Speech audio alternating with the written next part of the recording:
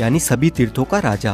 प्रयागराज में प्रतिवर्ष माघ मेला, हर 6 वर्ष में अर्ध कुंभ मेला और हर 12 साल में महाकुंभ का आयोजन होता है। तो दोस्तों, अगर आप भी 2025 के महाकुंभ में आना चाहते हैं तो आपको इस वीडियो में महाकुंभ के बारे में संपूर्ण जानकारी मिलेगी। जैसे आप प्रयागराज महाकुंभ 2025 में कुंभ में घूमने का कितना खर्चा आएगा, ऐसी कंप्लीट इन्फॉर्मेशन आपको इस वीडियो में मिलेगी। तो वीडियो को अंत तक जरूर देखिए ताकि आपको महाकुंभ 2025 के ये महाकुंभ 45 दिन तक चलने वाला है। यानी कि हर दिन यहाँ पर आपको 3 से 4 करोड़ लोग देखने को मिल सकते हैं। और इतने सारे श्रद्धालुओं के लिए महाकुंभ मेला क्षेत्र को 25 अलग अलग सेक्टर्स में बांटा गया है। और इतने सारे लोग एक ही जगह पर गंगा स्नान तो नहीं कर पाएंगे, इसलिए 7 पक्के स्नान घाट भी बनाए गए हैं। और साथ ही कुंभ मेले का क्षेत्रफल 3200 हेक्टेयर से बढ़ाकर 4000 हेक्टेयर किया गया है, जहां पर कल्पवासियों के लिए तंबू बने हुए हैं। और यहां पर मेले के दौरान कई कथावाचक मौजूद होंगे जो कि कथा करेंगे। उनके लिए पंडाल बने हुए रहेंगे। लोगों के खाने पीने, सोने और शौचालय की व्यवस्था भी रहेगी और बहुत सारी चीजों की फ्री सेवा रहेगी। अगर अभी भी आपको लग रहा है कि यह कोई छोटा मोटा कुंभ है, तो आप इस महाकुंभ को हैंडल करने के लिए यानी सिक्योरिटी देने के लिए 37,611 पुलिसकर्मी रहेंगे। और इस पूरे संगम को साफ सुथरा रखने के लिए 22,000 से अलावा कई एनजीओ अपनी सेवा प्रदान करेंगे। और इस पार से उस पार आने जाने के लिए गंगा यमुना की जलधारा पर 30 पीपा पुल का निर्माण हुआ है, जिसे पांटुल पुल कहा जाता है। यह मेला न केवल भारत के लिए बल्कि विदेशों से आने वाले लोगों के लिए भी एक महत्वपूर्ण अवसर है। ऐसे में प्रशासन ने इस भव्य आयोजन को सफल और सुरक्षित बनाने के लिए व्यापक तैयारियां की है। मेले में आने वाले श्रद्धालुओं के लिए यात्रा की व्यवस्था को सुचारू बनाने के लिए अलग अलग रास्ते निर्धारित किए गए हैं। प्रयागराज शहर के चारों ओर यातायात का प्रबल हिस्सों में पार्किंग की व्यवस्था भी की है, ताकि श्रद्धालु अपनी गाड़ियों को स्नान वाले दिनों में जब सबसे ज्यादा भीड़ रहेगी तब श्रद्धालुओं को केवल 1 से 5 किलोमीटर तक पैदल चलना होगा। और बाकी अन्य दिनों में आपको सिर्फ 1 किलोमीटर से ज्यादा पैदल नहीं चलना पड़ेगा। और सिर्फ महाकुंभ में आने वाले लोगों के लिए पूरे देश भर से 3000 से स्पेशल ट्रेन सहित 13,000 से ज्यादा ट्रेन चलाई जाएगी। और ट्रेन के साथ ही प्रयागराज में 7,000 बस भी महाकुंभ के लिए चलेगी। इससे कुंभ में आने जाने के लिए आपको कोई भी समस्या नहीं आएगी। अब बात कर लेते हैं प्रयागराज कैसे पहुंचा जाए। देखिए, प्रयागराज में काफी सारे रेलवे स्टेशंस बने हुए हैं, जैसे Prayagraj junction, Prayagraj Rambagh, Prayag Sangam, Naini junction, Prayag Chheoki junction, Daraganj, Subedarganj, Bamrauli, Phaphamau junction और झूसी। अगर आपके यहाँ से इन रेलवे स्टेशंस तक ट्रेन आती है तो आप इनमें से कहीं पर भी आ सकते हैं, जो कि त्रिवेणी संगम से 7 से 8 किलोमीटर के डिस्टेंस पर ही है। वैसे सबसे नजदीकी रेलवे स्टेशन की अगर हम बात करें तो प्रयागराज जंक्शन, प्रयागराज छिवकी, प्रयागराज रामबाग और प्रयागराज संगम ये नजदीकी रेलवे स्टेशन है। प्रयागराज के लिए इंडिया के सभी मुख्य रेलवे स्टेशनों से रेल कनेक्टिविटी इजीली अवेलेबल है, तो आप बाय ट्रेन यहाँ तक आसानी से पहुँच सकते हैं। रेलवे स्टेशन तक आने के बाद संगम तक पहुँचने के लिए आपको रेलवे स्टेशन के बाहर से ही 20 रुपए के चार्ज पर शेयरिंग ई रिक्शा मिल जाएगा। प्रयागराज पहुँचने के बाद सबसे जरूरी बात रहती है यहाँ पर रहने की क्या सुविधा है और टेंट बुकिंग कैसे करें।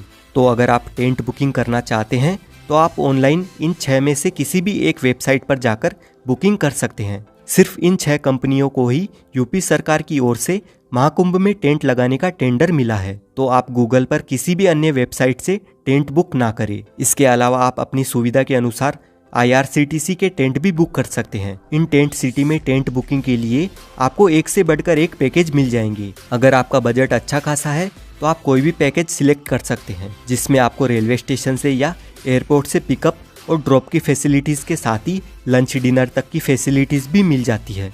लेकिन इन टेंट के चार्जेस की शुरुआत एक दिन के लिए 10,000 रुपए से लेकर 80-90 हजार रुपए तक है, जिनमें सेमी डिलक्स, डिलक्स और लग्जरी डिलक्स कॉटेजेस शामिल है। और वहीं डॉर्मेट्री के लिए 1500 रुपए पर पर्सन के चार्जेस हैं, सिर्फ एक दिन के लिए। अधिक जानकारी के लिए आप कुंभ की इस ऑफिशियल वेबसाइट पर जाकर चेक कर लीजिए। वहीं अगर आप होटल में रुकने का प्लान बनाते हैं तो गूगल पर अलग अलग वेबसाइट है, जहां से आप ऑनलाइन होटल बुकिंग भी कर सकते हैं। अगर आपका बजट टेंट या महंगी होटल बुक करने का नहीं है तो प्रयागराज में काफ़ी सारी सस्ती और अच्छी धर्मशालाएं भी बनी हुई है। इनमें भी आप अपने रहने की सुविधा का बंदोबस्त कर सकते हैं। और ये धर्मशालाएं संगम के नज़दीक में ही स्थित है, तो आपको और भी सुविधा मिल जाएगी। और अगर आपका बजट बिल्कुल भी नहीं है या आपको रूम अवेलेबल नहीं मिलता है तो आप बिल्कुल भी निराश ना रहे। यहाँ पर प्रशासन की ओर से महाकुंभ में अलग अलग जगहों पर रेन बसेरा शिविर की सुविधा भी उपलब्ध रहती है, जहाँ पर आप सिर्फ अपना आधार कार्ड दिखा करके बिल्कुल निःशुल्क फ्री में आराम से रह सकते हैं। और अगर आप मेला परिसर में टेंट में रहना चाहते हैं और कल्पवास करना चाहते हैं तो आप यहाँ डायरेक्ट पहुंचकर किसी पंडित से जिन्होंने यहाँ पर टेंट लगाया है उनसे बात कर सकते हैं, और जो भी वह अमाउंट मांगेंगे अगर आपके बजट में हो तो आप उस हिसाब से अपना बंदोबस्त कर सकते हैं। बस आप कोशिश करें कि संगम के आसपास ही टेंट बुकिंग करें या होटल बुकिंग करें। और अगर त्रिवेणी संगम के पास आपकी टेंट बुकिंग नहीं हो पाती है तो आप होटल सिर्फ रामबाग या रेलवे स्टेशन रोड पर ही लेना, क्योंकि जितनी भी टूरिस्ट प्लेसेस है वो सभी रामबाग से 2 से 4 किलोमीटर के डिस्टेंस पर ही स्थित है, और यहाँ पर आपको सिर्फ 1000 से 2000 रुपए तक बढ़िया होटल मिल जाएगा।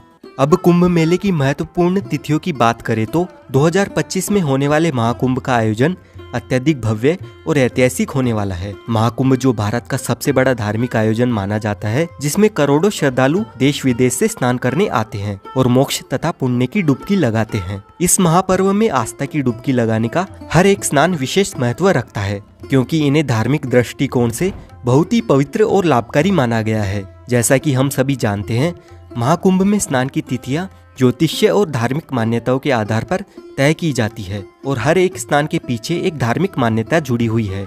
पौष पूर्णिमा 13 जनवरी 2025 को महाकुंभ का आगाज होगा। अगले दिन मकर संक्रांति 14 जनवरी 2025 को होने वाला यह स्नान महाकुंभ का पहला प्रमुख स्नान माना जाता है। इस दिन गंगा, यमुना और सरस्वती के संगम में स्नान करना अत्यधिक पुण्यकारी होगा। फिर मौनी अमावस्या यानी 29 जनवरी 2025 को महाकुंभ का सबसे महत्वपूर्ण स्नान है। इस दिन गंगा, यमुना और सरस्वती के संगम में स्नान करना अत्यधिक पुण्यकारी होगा, जब सबसे ज्यादा श्रद्धालु पवित्र संगम में डुबकी लगाते हैं। और मौन रहकर इस दिन स्नान करने से कहते हैं कि मानसिक शांति और मोक्ष की प्राप्ति होती है। उसके बाद 3 फरवरी 2025 को होगा बसंत पंचमी का दिन, और इस दिन का स्नान खास तौर पर ज्ञान और बुद्धि की देवी माँ सरस्वती को समर्पित होता है। वहीं माघ पूर्णिमा 12 फरवरी 2025 के दिन संगम में स्नान करने पर व्यक्ति को जीवन में पूर्णता और शांति की प्राप्ति मिलने वाली है।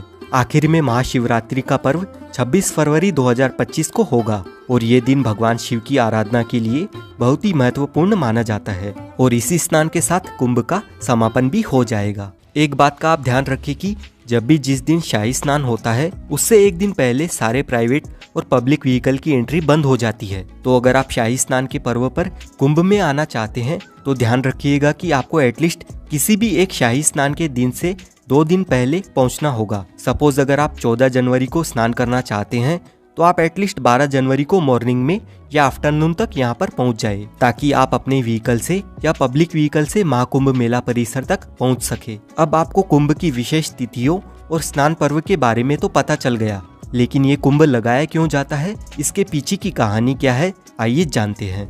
हमारे देश की आबादी इस समय 140 करोड़ है, लेकिन जरा अंदाजा लगाइए कि आज से 200 साल पहले कितने लोग कुंभ में आते थे। साल 1796 के कुंभ मेले में 25 लाख लोगों ने संगम में डुबकी लगाई थी। उस समय इलाहाबाद पर अंग्रेजों का कब्जा था, और इस मेले में आई भीड़ को देखने के बाद अंग्रेजों ने प्रयागराज में डुबकी लगाने पर टैक्स लगा दिया था।